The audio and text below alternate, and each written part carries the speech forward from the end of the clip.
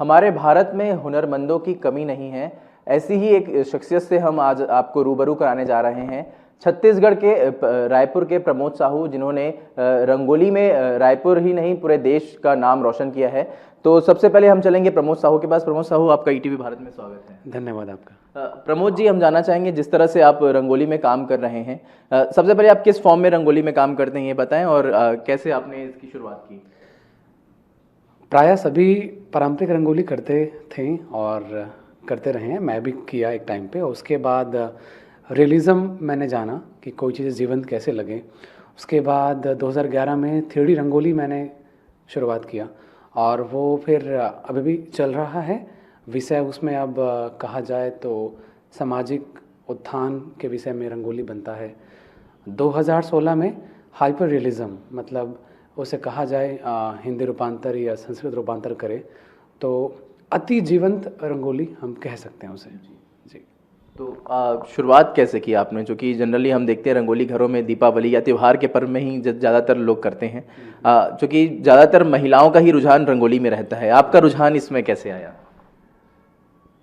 एक कहा जाए कि एक बहुत खूबसूरत संयोग रहा है उस वक्त, क्योंकि मैं बचपन से ही कई सारी चीज़ों में रुचि था, लेकिन एक ये था, जिज्ञासु मैं था। मुझे अब महसूस होता है, मैं अपनी तारीफ़ कर रहा हूँ बचपन की चीज़ों को याद करके। तो पापा जी का बढ़ई काम करना, उनके खिला हथौड़ी को भी ऊंच नीच करना, फिर मार खाना, डांट खाना, ये भी रहा है। सेम दीदी के साथ भी होता था मेरा। दीदी दिवाली के वक्त रंगोली करती थी, तो हुआ ये कि मैं भी चाहता था कि मैं कुछ करूं, या तो होता ये था कि उनके कलर्स को मैं छेड़छाड़ करके रंगोली बिगाड़ने का काम हो जाता था। ऐसे मैं चाहता नहीं था बिगाड़ना, लेकिन एक जिज्ञासु होता है ना, तो वो एक समय था। तो हुआ एक दिन कि दीदी बोली, ले तू ही कर, अब डांट फटकार के तू ही कर। तो वो जो मैंने एक्सेप्ट किया कि चलो अब हम इसे एक सही सलीके से करते हैं, तो तब से मैं घर पे रंगोली करना स्टार्ट हो गया।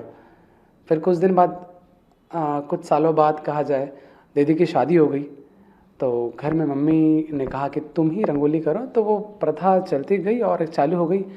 तो कहीं ना कहीं वो कहा जाए कि इम्प्रूवमेंट होता गया काम पे, और अब आगे क्या हो सकता है बेहतर, मेरा उस पर ध्यान जाता गया। हर सालों पे या हर दिनों में कुछ नया किया जाए, तो उसकी वजह से आज मैं हाइपरलिज्म कर पाता हूँ। जी, अगर गुरु की बात की जाए तो सिखाया आपको किसने है? आपके गुरु कौन है रंगोली के? कला के क्षेत्र में मेरे 6 गुरु हैं। मैं सभी का नाम लेना चाहूँगा। मैं चाहता हूँ कि नाम लो गर्व से। प्रथम गुरु मम्मी माँ कौशल्या बाई साहू, पिता श्री गणेश राम साहू, बड़ी बहन जिनसे हमने रंगोली सीखा, उनका नाम श्रीमती वीणा साहू, और स्कूल जाने के रास्ते में एक गुरु माधव राम साहू सर हैं, जो गणेश पक्ष पे या दुर्गा माता जी से बैठते हैं, उनका मूर्ति बनाने का काम मैंने देखा है, सीखा है। मैं चूहा को पेंट करता रहा हूँ। और चंद्रकांत साहू सर, क्योंकि उनका रंगोली कला में उनका जो स्किल है नेक्स्ट लेवल है। तो हम साथ सेम स्कूल में पढ़ते थे, बट वो सीनियर 4-5 साल, तो उनका भी काम देख के मैं इंस्पायर होता रहा। फिर ज्योतिर्मय दास सर हैं, वो एक एनिमेशन स्कूल में वो पढ़ाने आते थे, तो उनसे मैंने ड्राइंग सीखा। वो बेसिकली बैंगलोर में रहते हैं। तो ये मेरे 6 गुरु हैं जिन्होंने मुझे गाइड किया कि इन चीज़ों को ऐसे इम्प्रूव किया जाए। तो ये 6 गुरु हैं, उनकी बदौलत मैं यहाँ पे हूँ। आज प्रमोद साहू एक बड़ी एक सेलिब्रिटी जैसे बन गए हैं। आप सेलिब्रिटी हैं, बाहर जाते हैं, तो सबसे पहले बाहर जाने का मौका आपको कैसे मिला, और आपने सबसे पहले आपकी जर्नी कहाँ से शुरुआत हुई? 2005 की बात है, जब चंद्रकांत साहू सर ने मुझे बोले कि मैं पिछले 6-7 सालों से कटनी MP जा रहा हूँ, प्रमोद अब तुम्हारी बारी, तो मुझे मौका दिए। उसके बाद 2005 से ही मैंने हर साल जन्माष्टमी में कटनी जाता हूँ। सिर्फ 2020 में नहीं जा पाया, जो पूरी दुनिया रुक गई थी। मुझे जाते वहाँ लगभग 2005 से 2019 15 साल मैं गया हूँ, इस साल भी जाने का है। तो वो मुझे मौका मिला। उसके बाद अलग अलग शहर, मतलब देश के लगभग 80 से ज़्यादा शहर और विदेश में 3 शहर में रंगोली परफॉर्म किया हूँ।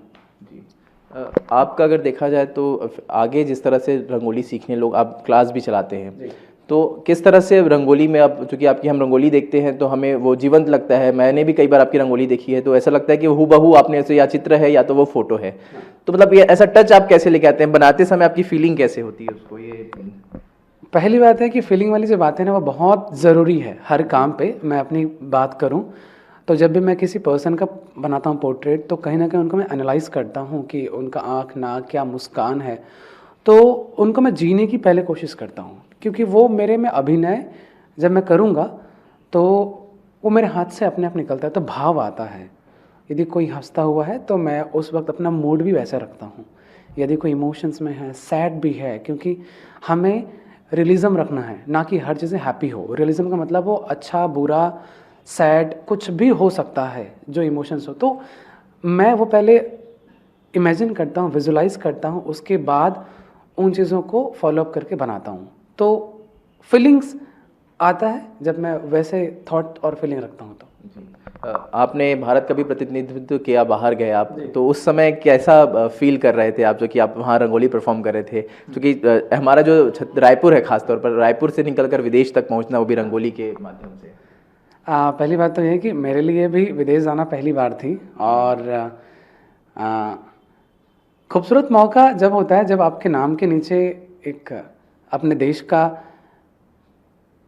नाम लिखा हो और उसमें तिरंगा झंडा हो, तो बहुत प्रफुल्लित करता है वो समय। मैं आज भी याद करता हूँ। तो रंगोली बनाना, और रंगोली में दीपावली के वक्त रंगोली बनाना, और विदेश में रहना, उस वक्त 2017 की बात है, वो गर्व का समय था। क्योंकि लोगों को जब भी वो इंडियन पूछते थे कि आप भारत से हैं, तो मैं गर्व से कहता था जी। तो उनमें एक अलग खुशी होती थी। वो जब हमको देखते थे तो वो अलग ही रिस्पेक्ट करते थे, क्योंकि हमारे जो पूर्वज हैं भारत को वैसा पहचान दे रखे हैं, आध्यात्मिक कहे या हम बहुत शांत लोगों का देश कहा जाता है। तो वो लोगों के बातों में और वो प्यार में दिख रहा था, क्योंकि मैं उन चीज़ों को एक्सेप्ट किया हूँ और वो मैंने फील किया है, जो भी इंडिया के बारे में सोचते हैं। तो जो पूर्वजों के कारण आज यहाँ पे खड़े हैं, तो उस चीज़ को मैं रिप्रेजेंट कर रहा था रंगोली के माध्यम से, तो मुझे बहुत गर्व महसूस हो रहा था। बहुत मेरे लिए बहुत बड़ी बात है। कई बातें ऐसा जो मैं बता नहीं पाऊँगा एक वीडियोज़ में ही, क्योंकि वो एक महसूस है। मैं कहूँगा कि हर युवा को वैसा गौरवान्वित होना चाहिए, और देश के लिए विदेश में जाके अपने कला का प्रदर्शन करना चाहिए।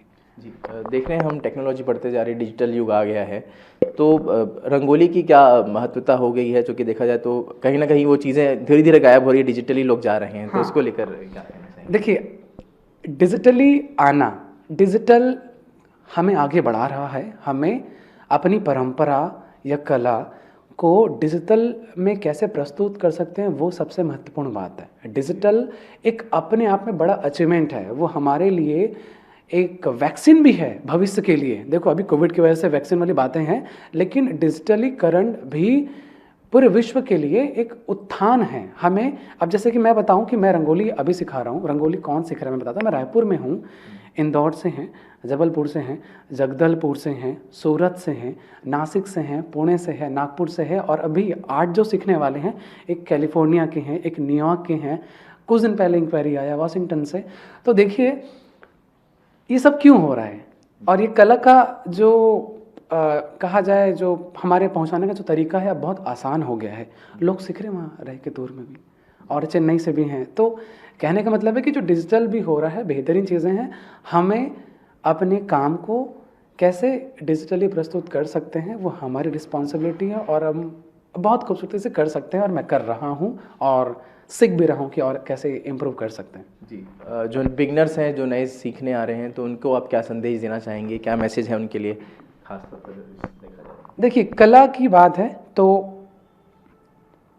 हमें 2 चीज़ों की आवश्यकता होती है। एक होता है हमारा थॉट, हम सोचते कैसे हैं किसी भी चीज़ों को लेके। दूसरा स्किल, स्किल जो प्रैक्टिस में आती है। तो हमें दोनों को अलग अलग रख के हमें काम करना चाहिए। हमें सोचना भी चाहिए वो गंभीरता से, और उसी तरह से हमें काम को बहुत इम्प्रूव करके प्रस्तुत करना चाहिए। और मैं एक बात कहूँ सभी लोगों को कि आप रियाज करते जाइए, बिल्कुल भी ना छोड़े और गोल सेट करिए, जो बहुत इंपॉर्टेंट चीज़ है। सभी को मैं कहूँगा फंडामेंटल से चालू करें और जस्ट दिल से काम करिए तो बेहतर होगा। ये सारे बिगिनर्स के लिए है, क्योंकि ये चीज़ है, मैं आज इस जगह पे खड़ा हूँ और भी मुझे आगे जाना है। लेकिन एक बात याद आती है बचपन से लेके अभी तक, कि इस बीच में जो गैप था ना, वो दिल में आग थी और मस्तिष्क में बर्फ़, तो उसकी वजह से आज मैं यहाँ पे हूँ। तो आप लोग भी यदि किसी भी गोल बनाते हैं तो उसको करने की जज्बा रखें और उसको ज़रूर पूरा करें। आगे आपकी जर्नी कहाँ तक आप अपने आप को देखते हैं, कहाँ आगे आपका क्या अचीवमेंट चाहते हैं आप? क्योंकि अभी हमने देखा कि आपने तो बहुत आपका नाम रोशन ही हो रहा है, लेकिन और आगे क्या? और आगे वाली जो बातें हैं वो, एक तो चीज़ें ऐसे हैं कि मैं एक ज़रूर कह सकता हूँ कि हाइपर रियलिज़म वाली बातें हैं, उसको मैं और कैसे इम्प्रूव कर सकता हूँ, मेरा अभी उस पे ध्यान है 2021 में। और हर 5 सालों का मेरा एक गोल सेट है, तो मैं उन गोल्स को ये ज़रूर कह सकता हूँ कि अभी के समय से वो बड़ा होगा, बड़ा लक्ष्य है। लेकिन उस गोल को ना बता के मैं एक चीज़ ज़रूर कर रहा हूँ कि ना बता के मुझे उस काम को करके दिखाने की शक्ति मिलेगी।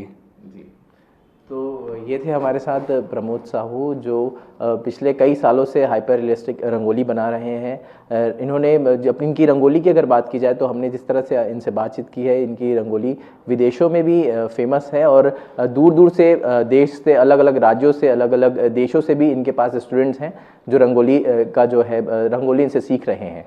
कैमरा पर्सन मिथिलेश साहू के साथ सिद्धार्थ श्रीवासन, ATV भारत, रायपुर।